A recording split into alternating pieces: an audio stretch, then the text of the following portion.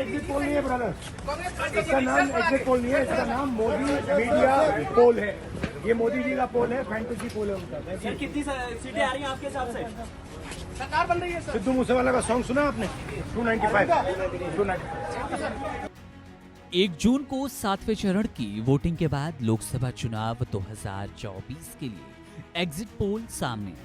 यहां अनुमान लगाया गया कि एक बार फिर प्रधानमंत्री नरेंद्र मोदी पीएम बनने जा रहे हैं। वहीं पर एनडीए को भारी बहुमत मिलती नजर आई।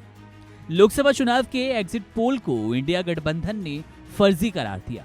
उनका दावा है कि 295 सीटें वो जीत रहे हैं। कांग्रेस नेता राहुल गांधी ने पीएम मोदी पर हमला बोला।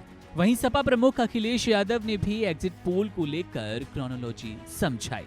राहुल गांधी ने क्या कुछ बोला, कितनी सीटें जीत रहे हैं, सिद्धू मूसेवाला से क्या कनेक्शन बताया, जरा इनको सुन लीजिए। मोदी पोल।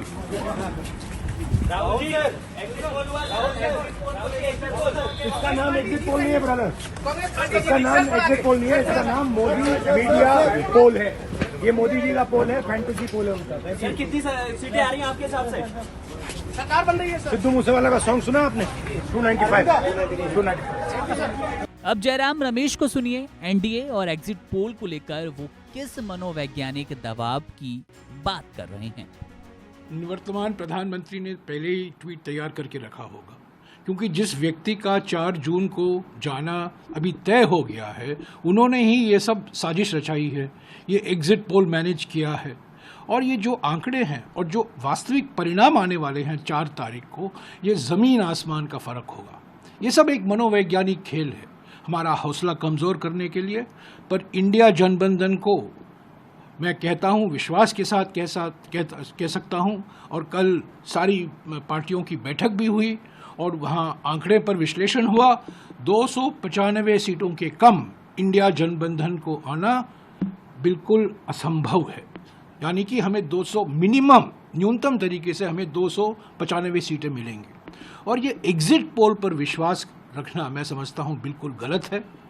ये सब कठपुतलियाँ हैं और कठपुतली के मास्टर जो बैठे हैं, इन्होंने ये सब करवाया है।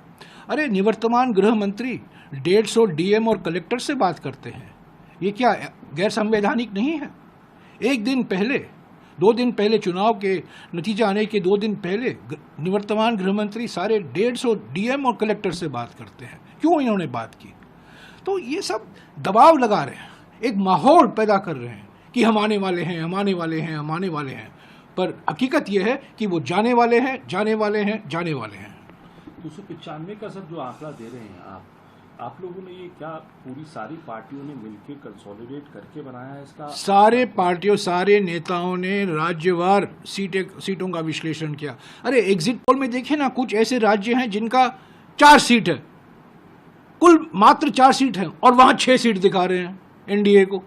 ऐसे कई राज्य हैं जो जितना सीट है, सीट से भी अधिक एनडीए को मिल रहा है। तो और हम आज चुनाव आयोग को भी जा रहे हैं। पोस्टल बैलेट को लेकर एक विवाद खड़ा हो गया है, क्योंकि जो नियम के अनुसार पोस्टल बैलेट की गिनती होनी चाहिए, वो हमें गुंजाइश नहीं दिखती कि वो होगी। तो हम चुनाव आयोग को भी शिकायत करेंगे। हमने 117 शिकायतें की हैं चुनाव आयोग को, 14 शिकायत सिर्फ निवर्तमान प्रधानमंत्री के खिलाफ, पर उस पर कुछ कार्रवाई नहीं हुई है।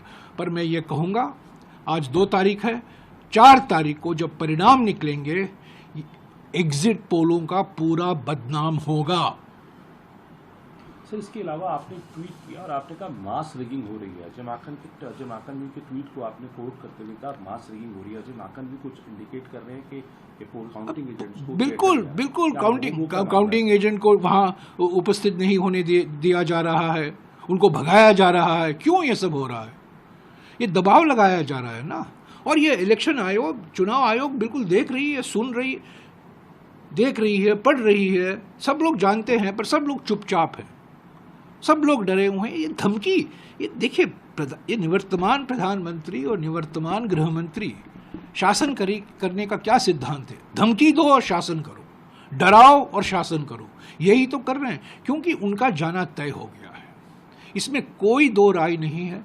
कर्नाटक में जो उन्होंने एग्जिट पोल दिखाया है, हम हंसते हैं इसको देखकर, कोई भी व्यक्ति जो कर्नाटक की राजनीति जानता है, मैं कर्नाटक से हूँ, मैं सांसद हूँ, राज्यसभा का सांसद कर्नाटक में, मैं जानता हूँ ज़मीनी स्थिति क्या है।